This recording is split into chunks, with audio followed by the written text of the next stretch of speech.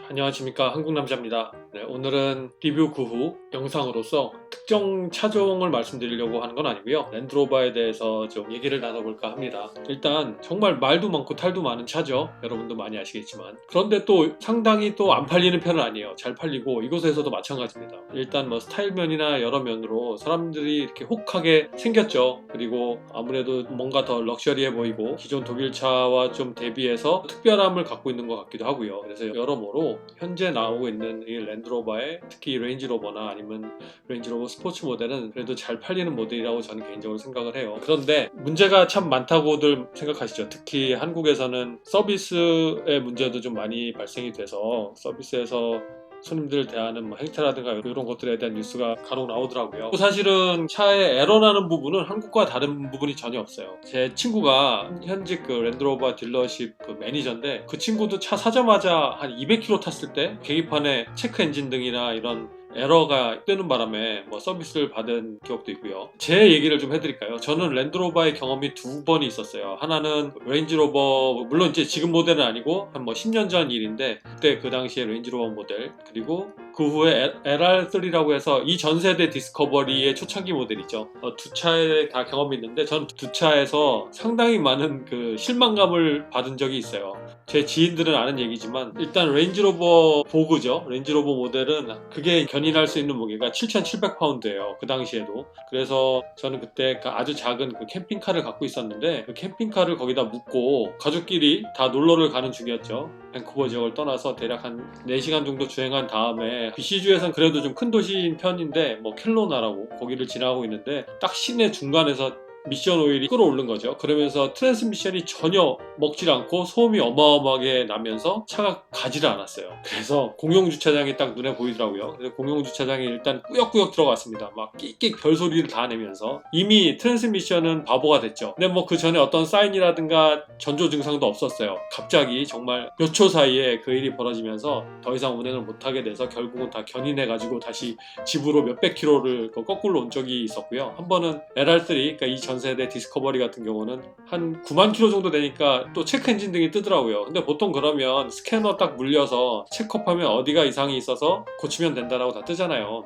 그래서 딱 물려봤더니 뭐 몇 가지 에러가 나와요. 그래, 에러 사항을 고쳤어요. 근데 또 고치니까 그대로 체크 엔진 등이 또 들어와요. 그래서 다시 물리니까 기존에 고쳤던 부분 말고 또 다른 곳에 에러가 났다고 또 떠요. 큰 부분은 아니었지만. 그래서 그거를 또 다시 다 수리를 했어요. 그리고 나서 바로 차를 그 정비소에서 빼서 집에 오는 길에 또 경고등이 들어와요. 그래서 다시 가서 물렸어요, 스캐너를. 그랬더니 또 다른 곳에 에러가 떴다고. 근데 중요한 거는 그러고 한 4번을 하니까 원래 고쳤던 이후에 그 에러가 다시 뜨는 거예요. 다 고친 건데. 그러니까 답이 없더라고요. 못 고친다는 얘기죠. 그래서 정말 헐값에 차를 판 기억이 있습니다. 저도 이렇게 랜드로버 차에 이렇게 좋은 기억이 없어요. 근데 사람들이 많이 물어봅니다. 저도 한국에 있을 때는 뭐 이런 부분에 크게 생각을 안 해봤는데, 저는 사실 랜드로버에 언제 꽂혔냐면 창원 F3 시합에 작은 레이싱 팀을 꾸려서 참가한 적이 있는데, 거기서 페이스카가 그 당시 레인지로버였어요. 그 모델이 SUV인데도 앞에서 페이스카를 이루면서 차가 막 달려가는 모습이 너무 멋있더라고요. 그래서 자, 저거를 한번 내가 꼭 이제 앞으로는 사봐야겠다, 어떤 드림카가 됐었죠. 그래서 한국에서는 랜드로버를 살 기회가 없었고, 이제 캐나다 이민 오고 나서 좀 얼마 안 있다가 산 부분인데, 사자마자 그렇게 실망을 한 거예요. 너무 고생을 많이 했어요, 사실 랜드로버 때문에.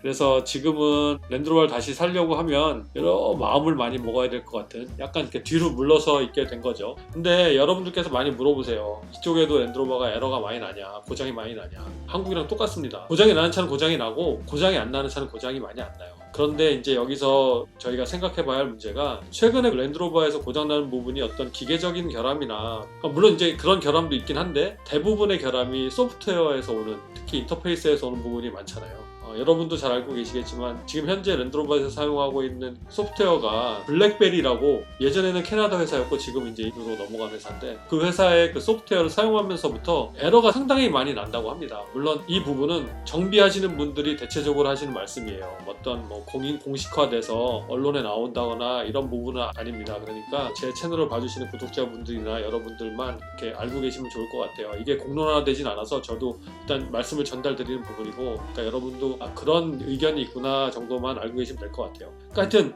그래서 블랙베리가 지금 여기 제가 있는 곳이 캐나다잖아요. 과거에는 캐나다에서 상당히 큰 유명한 회사였는데 그런 얘기를 들으니까 아쉽더라고요. 아무튼 그 블랙베리의 소프트웨어를 사용하면서 뭔가 이렇게 충돌이 많이 생기는 것 같아요. 그 전보다는 현재 많이 나아졌다고 합니다. 하지만 뭐 갑자기 계기판이 꺼진다거나 기계적인 결함이 없는데 계기판에선 경고등이 뜨면서 운전자를 좀 당황시키게 하는 경우도 있고, 주행 중에 그냥 속도 계기판 이런 것도 아예 안 나오니까 운전자는 정말 황당하고 당황하게 되는 거죠. 그런 부분들이 있는데 그런 부분을 이제 서비스에 의뢰를 해서 차를 빨리 고쳐서 받고 어떤 그 서비스에 대한 부분을 확실히 받으면 좋을 텐데 또 그러지 못해서 여러 가지 리스크가 되는 부분이 있더라고요. 사실은 그 부분부터 약간은 한국과 이곳의 차이가 있다고 보시면 돼요. 왜냐하면 이곳은 어찌됐든 그런 결함에 있어서 반복적으로 계속 결함이 되면 보통은 3번입니다. 그러니까 3번 이상의 결함이 발생이 되면 차주가 원할 때 차를 교환해주는 프로그램이 아주 잘 되어 있어요. 근데 그런 부분이 또 딜러십에서 머뭇거리지 않고 웬만하면 그렇게 유도를 해줍니다. 근데 그 부분이 한국과는 좀 다른 부분인 것 같아요. 한국 딜러십이 그 랜드로버 본사와 계약을 어떻게 맺었는지 저는 잘 모르지만 저의 이건 뇌피셜입니다. 그런 부분에 있어서 좀 더 어렵게 계약을 맺지 않았나. 그럼으로써 평소에는 딜러십에 프로핏이 많이 생겨서 돈을 많이 벌고 있지만 차가 문제가 생겼을 때는 뭔가 고객과 아니면 본사와 중간에서의 트러블 정리하는 게 그런 부분 때문에 좀 어렵지 않나. 저 개인적으로는 그렇게 생각을 해보게 되는데 뭐 아닐 수도 있습니다. 이 부분은. 저는 이 말을 왜 굳이 드리냐면 뭐 한국에 수출되는 차만 너무 안 좋다라고 생각하실 필요는 전혀 없다는 얘기예요. 똑같아요. 여기에 있는 차도 에러 많이 나고 고장 많이 납니다. 전에 제가 신형 이보크 영상에서 말씀드린 적이 있는데 어떤 잔고장이나 여러 가지 문제들 때문에 이미 북미 시장, 특히 미국 시장에서 이 랜드로버라는 브랜드가 가치에 있어서 그렇게 좋은 평판은 받지 못해요. 한 가지 예를 보여드릴게요.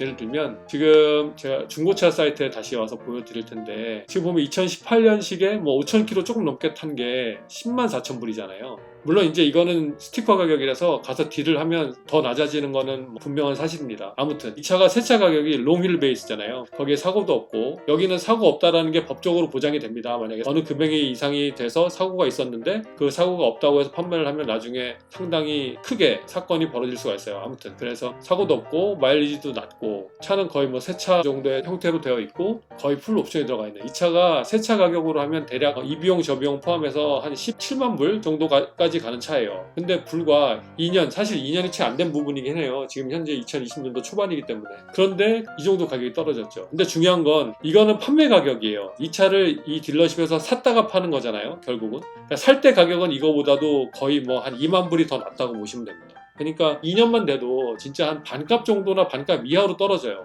그만큼 눈으로 보는 즐거움보다는 이 차의 값어치를 계속 지니고 있는 거는 쉽지 않다라는 거죠. 그 중에 가장 큰 이유가 바로 그 고장률이라고 보시면 돼요. 물론 이 정도의 가격의 마켓이 평범한 우리 모두가 이렇게 접근할 수 있는 가격은 아닌 건 맞아요. 근데 다른 이 정도의 가격의 SUV를 비교해보더라도 이 레인지로버는 상당히 디프리시에이션이라고 하거든요. 그러니까 감가상각이 너무나 많이 떨어지는 차입니다. 근데 정말 이 차를 사는 분들은 이 상황을 알면서도 이 차를 사는 이유는 정말 이 차가 좋아서 사는 부분이에요. 사실 스타일 정말 속된 말로 먹어주잖아요. 어디 가도 뭔가 이렇게 등치 큰 차에서 멋있는 차에서 딱 내리고 조금 이거보다 흔한 독일 차도 아닐 뿐더러 랜드로버 하면 그래도 비싼 차라고 사람들이 생각하기 때문에 저도 이런 표현 쓰긴 좋진 않지만 그 하차감이라고 그럴까 이런 것들이 상당히 좋은 차인 거는 맞아요. 근데 이만큼 값어치는 없어진다. 이게 여러 가지 이유가 있지만 그래도 고장률이 많고 소유하면서 이 차를 가지고 있는데 크게 그런 밸류를 느끼지 못한다는 게 큰 이유라고 저는 생각이 됩니다. 그러니까 저는 이제 이런 말씀을 드리고 싶어요. 정말 랜드로버를 사고 싶다. 뭐 에러 나는 부분 이런 것들 뭐 어차피 여기 캐나다나 미국에서는 정말 군소리 없이 서비스를 잘 해주거든요. 그리고 서비스 맡기면 또 그 사이에 타고 다닐 대차를 항상 뭐 대부분 해주고 그렇기 때문에 사람들이 서비스 맡기는 거에 대해서 뭐 시간이 없고 바쁜 사람들은 아무래도 힘들어하지만 그렇지 않고 일반 사람들은 그냥 이런 부분에 있어서 부담 없이 다 차를 맡기고 수리를 받습니다. 그리고 뭐 계속 반복이 되면 또 새 차를 교환해주고 그게 이제 제도적으로 한국은 아직 조금은 부족한 부분이 있기 때문에 특히 새 차 교환 프로그램 같은 게 좀 더 확실하게 자리를 잡아서 법 제도화를 통해서 그 레몬법을 확실히 그 한국식 레몬법을 만들어 놓은 다음에 그걸 시행했으면 좋겠다는 생각이 들어요. 그러면 차가 설사 고장이 나더라도 그게 크게 생명에 위협이 되지 않고 잔고장 위주로 고장이 났을 때 스트레스 받지 않고 차를 계속 운행할 수 있는 그런 좀 환경이 빨리 됐으면 하는 그런 바람이 들고 곧 그런 시대가 오지 않을까 생각을 해보게 돼요. 제가 좋아하는 스타일은 렌즈로버 스포츠 쪽보다는 그냥 렌즈로버 스바디 쪽이 좀 좋긴 한데 저는 보증 수리가 끝난 중고차는 못 살 것 같아요. 그나마 새 차의 보증기간 안에서는 좀 고장이 나더라도 차를 가서 맡겨서 새로 고쳐서 받으면 되지라는 생각을 하게 되는데 보증 수리가 끝나면 고장이 났을 때 전부 제 비용이 투자가 돼야 되잖아요. 그렇다고 또 그냥 고치지 않고 팔자니 너무나 차량 값을 많이 받지 못하고 그래서 새 차를 사고 싶은데 좀 전에 중고차 사이트를 보여드렸듯이 새 차를 사면 이렇게 많은 감가상각이 발생이 돼요. 그렇기 때문에 일단 새 차를 사기 위해서는 디스카운트를 좀 받아야 된다고 저는 개인적으로 생각을 합니다. 근데 랜드로버 모델이 이 캐나다, 미국에서 내놓고 디스카운트 해주진 않아요. 제가 평소에 말씀드리는 그 디스카운트를 어떻게 하면 잘 받을 수 있을지에 대한 것을 좀 숙지하신 다음에 가서 딜을 좀 잘 해보시면 그래도 어느 정도 할인 혜택을 좀 많이 받으실 수 있습니다. 그래서 그 혜택을 받아야 되고 또 하나는 이왕이면 현금이나 파이낸스보다는 리스 구매를 말씀을 드리고 싶어요. 리스라는 부분은 어찌됐든 감가상각은 2차적인 문제예요. 그 메이커의 파이낸스 회사에서 원하는 만큼의 월 페이먼트만 받으면 특히 북미에 계신 분들은 뭐 개인이나 사업자나 누구나 뭐 쉽게 자기 신용만 좋으면 리스를 받을 수 있기 때문에 어느 정도 리스비만 지불을 하시고 차를 3년이나 4년 정도 운영을 하시면 그래도 내가 소유했다 파는 것보다는 좀 더 감가상각이 덜 떨어진다고 저는 생각을 합니다. 그러니까 랜드로버를 혹시나 구입하시고 싶으신 분들은 이 두 가지 측면, 디스카운트를 어떻게 받을 것인가에 대한 것과 그리고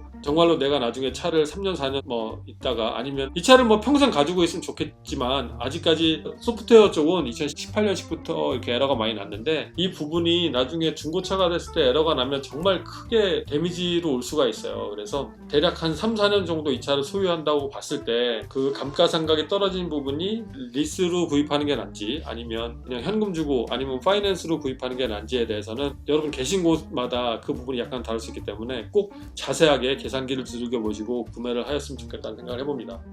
랜드로버는 그 랜드로버 전체 브랜드 특유의 그 가죽 냄새가 있어요. 약간은 어떻게 표현을 해야 될지 모르겠는데 무거운 느낌의 향이면서 어느 순간에는 약간 비릿한 그런 느낌도 살짝 나고 어느 순간에는 되게 두꺼운 통가죽에서 나는 냄새 같은 냄새도 나고요. 그러니까 이 부분도 좋아하시는 분들 되게 좋아하시더라고요. 저도 싫지는 않은 부분입니다. 이 냄새 상당히 좋고 이런 스타일과 럭셔리함에 반해서 이 차를 살지 말지에 대한 고민은 꼭 한번 해보셨으면 좋겠고 괜찮아지겠죠? 계속 이제 업그레이드를 많이 한다고 하니까 최근에 출시하는 그 랜드로버 계열 차들은 기존의 에러들을 많이 잡았다고 해요. 그러니까 기존에 갑자기 올라오는 그런 고장이나 에러 부분은 크게 걱정을 안 해도 된다라고 최근에 그 랜드로버 미케닉이 한 얘기가 있습니다. 그러니까 믿고 싶어요. 그랬으면 좋겠고 그래서 좀 더 어떻게 이 차가 발전해 갈지는 지켜보는 것도 나쁘지 않을 거라고 생각합니다. 그리고 랜드로버 계열 차들이 어떤 특별하게 랜드로버만이 갖고 있는 기능이라든가 옵션이 그렇게 많이 있진 않죠. 그러니까 많이 없다라는 게 남들보다 적다라는 소리는 아니고 독일, 유럽 차들이 갖고 있는 비슷한 수준의 것들은 다 갖고 있어요. 특별한 건 하나 있습니다. 차가 주행할 때 최근에 이제 보면 앞에 모니터를 통해서 차가 주행하는 바닥 영상을 보일 때가 있잖아요. 근데 그 부분은 확실히 오프로딩 할 때는 도움이 좀 될 수 있어요. 왜냐면 잠시 내가 딴 생각을 하면 앞에 있던 길의 형태를 살짝 잊어버린 경우가 있는데 오프로딩 할 때는 그 부분을 계속 이제 집중해서 가는 게 중요하거든요. 근데 뭐 이 모니터를 통해서 본다고 해도 자세히 볼 수 있는 부분은 아니지만 그래도 내가 잠시 잊었던 걸 다시 기억에 떠올릴 정도로는 충분히 가능하거든요. 그렇기 때문에 물론 저속에서 속도를 많이 줄인 상태에서 그런 부분이 도움이 될 수는 있는데 과연 이 차를 갖고 오프로딩 하는 것도 좀 쉽지만은 않은 일이죠. 그리고 이제 곧 출시하게 될 랜드로버 디펜더 모델이 이제 나오게 되는데 그거 나오자마자 여러분들께 보여드릴 수 있을 것 같은데요. 그 차가 또 어떻게 나올지 저는 상당히 많이 궁금합니다. 특히 저 같은 경우는 지금 오프로딩 위해서 랭글러를 갖고 있는 사람이기 때문에 또 당장의 오프로딩에 비교를 할 수 있는 부분이라서 과연 그 오프로딩에 특화돼서 나오는 디펜더가 올해는 먼저 롱힐 베이스 그러니까 110 모델이에요. 그 롱힐 베이스가 먼저 나온다고 합니다. 그러니까 나오면 보여드리고 저도 같이 보면서 오프로딩을 가지고 하면 참 좋을 것 같은데 그게 가능할지 모르겠어요. 아무튼 그런 것 이제 나오면 바로 보여드릴 예정이고 저희 이제 현 시대의 이런 사태가 빨리 종결이 돼서 모든 분들이 다 마음 놓고 일상생활로 돌아가는 그런 날이 빨리 왔으면 좋겠습니다. 자, 그래서 오늘 말씀드린 걸 다시 한번 정리해서 말씀드리면, 이것도 똑같이 고장이 난다. 한국이랑 다를 거 없다. 단지 이제 차이는 어떤 제도화되어 있는 그런 차 교환 프로그램이라든가 서비스 프로그램이 약간 다를 뿐이다. 근데 그것도 한국도 좋아질 거라고 저는 믿는다라는 부분이 가장 중요한 부분이고요. 랜드로버를 사시겠다 하시는 분들은 제가 말씀드렸듯이 특히 캐나다에 있는 분들, 미국에 있는 분들도 마찬가지고요. 그런 감가상각 따져보시고 그래도 난 괜찮아 라고 하시는 분들은 물론 이 차를 사면 정말 또 속된 말해서 죄송합니다만 뽀다구라 그러잖아요. 뽀대는 납니다, 이 차는. 그렇기 때문에 난 그런 부분을 소유하고 싶다 그러면 차를 사시는 게 맞고, 아무리 차가 좋아도 뭐 금액적으로 좀 비교를 해보고 싶고 손해를 좀 덜 보고 싶다 그러면 제가 말씀드렸듯이 살 때는 디스카운트를 좀 많이 받는 방법을 좀 취해보시고, 아니면 그 부분을 꼭 소유를 해야 되지 않는다고 하면 리스를 통해서 구입해 보시는 것도 나쁘지 않다라고 말씀드리고 싶습니다. 자, 오늘도 랜드로버에 대해서 말씀드리는 시간이었고, 저 개인적으로 랜드로버가 좀 더 나은 브랜드, 그리고 품질 자체도 좀 더 높아져서 모든 사람이 마음 놓고 가질 수 있는 그런 차가 되었으면 좋겠다라는 생각을 해봤습니다. 오늘 영상 봐주셔서 감사드리고요. 다음에도 여러분들께 많은 것을 알려드릴 수 있는 그런 영상으로 찾아뵙겠습니다. 고맙습니다.